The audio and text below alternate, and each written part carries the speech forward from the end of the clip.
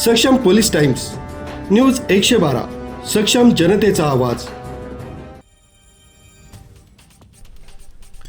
सप्तशृंगी गड यात्रेसाठी पायी निघालेल्या भाविकांमध्ये दुर्दैवी घटना घडली आहे। कळवण तालुक्यात आयोजित भंडारा कार्यक्रमात प्रसाद घेत असताना जळगाव जिल्हा येथील एका भाविकाचा अचानक मृत्यू झाल्याची धक्कादायक घटना घडली आहे। या घटनेमुळे परिसरात खळबळ उडाली असून यात्रेतील भाविकांमध्ये हळहळ व्यक्त केली जाते।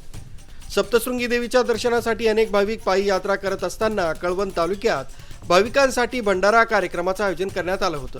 या ठिकाणी भाविकांना प्रसाद तसंच जेवण दिलं जात होतं।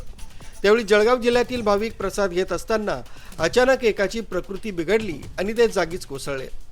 या घटनेनंतर उपस्थितांनी तातडीनं मदत करण्याचा प्रयत्न केला, तसंच तत्काळ जवळच्या रुग्णालयात उपचारासाठी हलवण्यात आलं। मात्र डॉक्टरांनी तपासणी केल्यानंतर त्यांना मृत घोषित केलाय। अचानक घडलेल्या या घटनेमुळे भंडारा कार्यक्रमात काही काळ गोंधळाचं वातावरण निर्माण झालं।